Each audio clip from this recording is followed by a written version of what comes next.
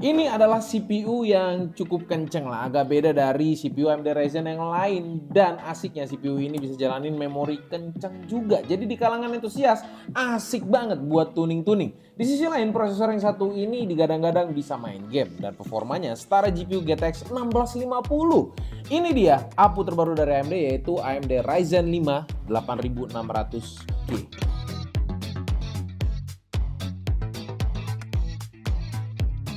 Gak mau kalah dari pesaing, AMD juga ngeluarin prosesor bertenaga AI. Ya, sebenarnya prosesor bertenaga AI di AMD ini udah ada di seri versi mobile, yaitu 7040 series. Nah, di 8000 series ini juga diperkenalkan NPU dalam chipletnya. Tapi yang paling bikin gue penasaran bukan karena Ryzen AI-nya, tapi karena integrated GPU-nya yang katanya powerful banget. Karena digadang-gadang nih, integrated GPU-nya bisa menyaingi GTX 1650 untuk seri 8700G dengan Radeon 780M-nya. Nah, kalau seri yang kita akan review kali ini adalah AMD Ryzen 5 8600G. Jadi, Ryzen 8000G series ini sudah menggunakan soket AM5 dengan arsitektur Zen 4 yang memiliki codename Phoenix. Untuk spesifikasinya, CPU ini memiliki 6 core 12 thread dengan maksimum boost clock-nya sampai 5 GHz dan punya 22 MB cache, GPU Radeon 760M dengan arsitektur RDNA 3 dan hanya memiliki TDP 65 watt aja dalam satu CPU ini. Dalam paket penjualannya ini, kalian akan mendapatkan cooler yaitu Red Steel. Tapi dengan TDP 65 watt harusnya cooling bawaan ini cukup aja, aman. Untuk test bench yang gue pakai adalah mobonya menggunakan ASRock B650i Lightning Wi-Fi, RAM-nya 16GB DDR5 6000 MHz dari G-Skill, Trident ZZ5 Neo, power supply-nya 1300 watt, NVMe SSD WD SN580 untuk storage-nya. Sebelum lanjut ke rakit PC dengan prosesor 8000G, kalian tuh harus tahu dan dipastikan dulu kalau motherboard kalian sudah update ke BIOS yang terbaru karena ini CPU terbaru. Karena pas kita coba di mobo kita, ternyata mobo kita tuh belum update dan memang harus di flash BIOS-nya. Dan untungnya ada fitur BIOS flashback di mobonya, jadi itu gampang, tinggal pakai tombolnya doang kita udah bisa update BIOS-nya.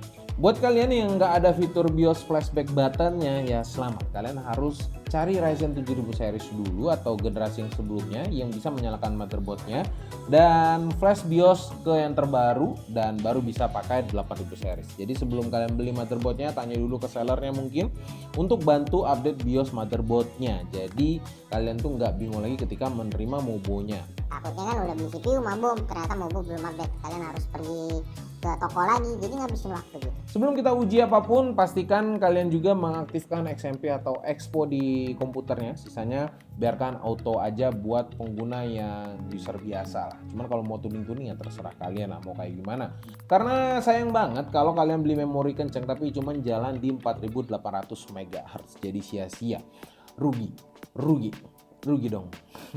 Terlalu flat, sudah banyak yang pakai. Yang pertama, kami akan uji dulu itu raw performance dari CPU-nya dengan Cinebench. Tapi kok pas kami uji dengan Cinebench, suhunya ini mentok di sekitar 75 derajat. Padahal udah set auto semua. Hasilnya kurang memuaskan gitu. Nggak afdol aja kalau misalnya belum ada angka merah-merah di suhunya. Akhirnya gue ubek-ubek lagi di BIOS dan ternyata settingan performance presetnya yang tadinya auto menjadi PBO enable. Settingan ini beda-beda tiap motherboard. Jadi kalian harus cari tahu di motherboard websitenya terkait untuk cari settingan yang sama. Atau ya kalau mau ya serahkan ke expertnya atau ke toko komputer yang terpercaya lah sama kalian yang emang paham. Nah kalau misalnya udah semua jadi asik, suhu maksimalnya ini sudah naik sampai 95 derajat alias mentok sampai TJ Max-nya dengan performa yang naik hampir 10%. Atau simpelnya kalian tuh cari settingan PBO aja dan enable PBO-nya kalau kalian mau ngubek-ngubek di BIOS. Walaupun pakai Write Spire juga, prosesor ini mampu stabil banget lah untuk performanya. Dengan penurunan performanya ini nggak sampai 1% juga saat 10 kali run berturut-turut di load 100%. Ini menggunakan Write Style. Dengan begini gua rasa cukup asik, kalian bisa dapat performa yang decent hanya dengan cooler bawaan yang minimum aja. Dengan prosesor ini harusnya build HTPC kecil, powerful bisa banget pakai prosesor ini dan bisa diharapkan dan performanya itu nggak memalukan sama sekali. Bintang utamanya sebenarnya di CPU ini adalah GPU-nya yang keren. Spesifikasinya menggunakan AMD Radeon 760M grafik yang sudah menggunakan RDNA 3. Konfigurasinya hampir sama dengan yang ada di laptop. Tepatnya AMD Ryzen 5 7640 yang menggunakan 8 core tapi dengan core clock yang 200 MHz lebih kencang di 2800 MHz. Untuk performanya sendiri masih memuaskan, hasil 3D Mark-nya cukup decent, dan saat gue coba bandingkan dengan konfigurasi i5 12400 dan GTX 1050 Ti dari 3D Mark-nya, hasilnya ini kejar-kejaran, bisa dibilang setara lah. Untuk gaming performance sesuai ekspektasi juga, main game kompetitif semua di libas 100-an FPS, kecuali Apex nyaman di 80-an FPS aja. Semua game kompetitif juga stabil dengan 1% low-nya ini tetap di atas 30 FPS, jaminan nyaman lah. Untuk game AAA sendiri masih playable di atas 30 FPS di Full HD low setting, diingat ya, Full HD low setting. Malah game Cyberpunk pun bisa stabil di 50-an FPS di settingan Full HD low dengan FSR. Bayangin ya, kalian bisa build PC sebesar NUC tapi bisa main Cyberpunk 50 FPS. Dulu sih kayak gini cuman impian belaka aja karena mungkin teknologinya pasti kurang mumpuni. Karena AMD semua ini bisa terwujud. Ada satu fitur nih yang bikin gua excited banget, tapi entah kenapa gua belum lihat peningkatan performanya.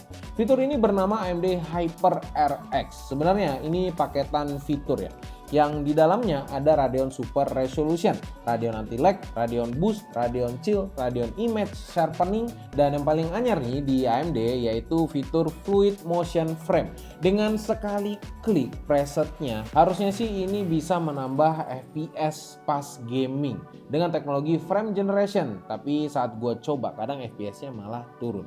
Kadang nggak ada bedanya. Balik lagi ke teknologinya, masih baru apalagi dengan GPU internal, jadi mungkin game yang dipakai ini belum support atau belum optimal banget, atau mungkin implementasi teknologinya belum sempurna aja. Ini tinggal menunggu waktu dan biasanya itu update driver. But it's okay aja, performa gamingnya sudah cukup memuaskan lah untuk CPU dengan GPU seperti ini. Buat para content creator gimana? Gua sih bilang prosesor ini bisa diandalkan. Rendering BMW di Blender masih ada di sekitaran 3 menit 13 detik, tapi gua rasa harusnya bisa jauh lebih cepat. Secara di laptop AMD bisa pakai Pro Render yang bikin rendering ngebut banget, tapi gua coba di sini hasilnya error terus. Nah, ini mungkin masih karena update aja. Kita tunggu aja update ke depannya. Kalau misalnya di laptopnya bisa, harusnya di sini bisa, tinggal nunggu update aja.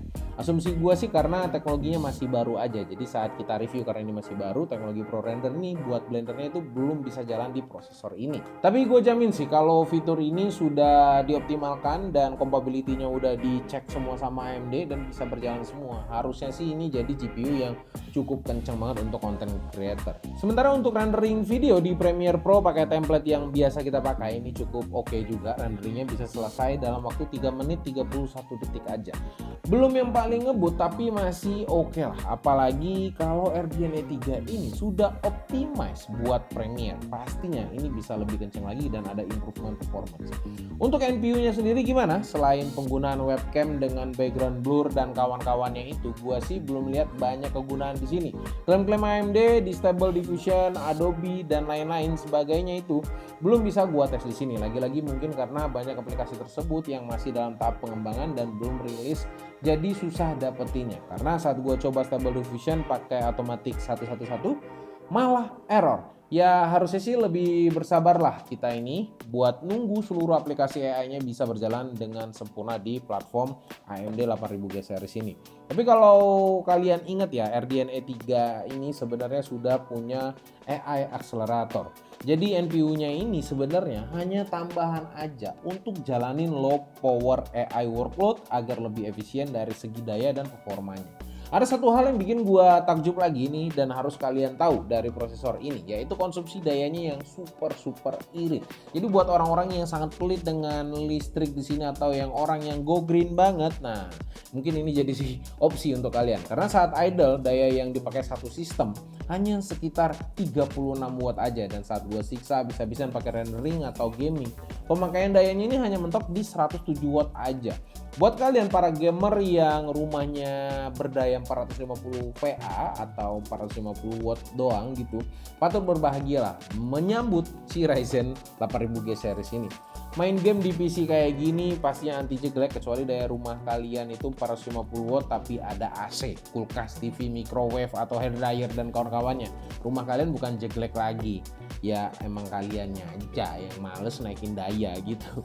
Akhir kata menurut gua sih seperti biasa ya, AMD emang selalu memberikan terobosan yang menarik buat para budget gamers dengan APU-nya yang super powerful. Dan di seri AMD Ryzen 8000G series ini, gamers kere-kere hore bisa rasain pengalaman gaming anti ribet dan gak perlu GPU tambahan lagi. Udah gitu gamers juga bisa bikin PC-nya super mini karena gak butuh daya gede atau cooler monster yang harus mendinginkan CPU ini sendiri. Para content creator juga bisa mengandalkan EPU-nya buat jadi partner dalam segala pekerjaan desain, apalagi nanti kalau semua aplikasi sudah bisa dimanfaatkan, apalagi nanti kalau semua aplikasi sudah bisa memanfaatkan segala workload AI yang bisa bantu gamers atau content creator. Jadi pastinya makin asik lagi, apalagi tambahan generatif AI-nya ini bisa menambah value dari prosesor ini sendiri. Untuk harganya prosesor AMD Ryzen 5 8600G ini dihargai sekitar 4 jutaan aja. Bisa kalian cek di marketplace, di Tokopedia atau di Shopee gitu. Bisa kalian cek harganya masih di angka 4,1 sampai 4 jutaan lah mungkin. Nah, kalau gue bandingkan dengan i5 12400 dengan GTX 1050 Ti dengan harga 3 jutaan, AMD Ryzen 5 8600G ini masih jauh lebih worth it. Karena kalian udah dapat performa yang sama dengan form factor yang jauh lebih compact dengan daya yang jauh lebih kecil juga. Dan yang pasti teknologi terbaru kayak AM5, DDR5, PCIe 4.0 dan pastinya Ryzen AI. Menurut kalian gimana? Mungkin langsung aja komen di bawah. Apa prosesor kayak gini menarik apa enggak di pikiran kalian? Langsung aja komen di bawah. Oke, mungkin sekian dulu konten kali ini. Karena ada tamu, nanti kita mau buat arisan di sini. Mungkin sampai di sini dulu videonya. Sampai jumpa di video selanjutnya. Gue Rodi. Bye bye guys. Siapa sih? Vidi.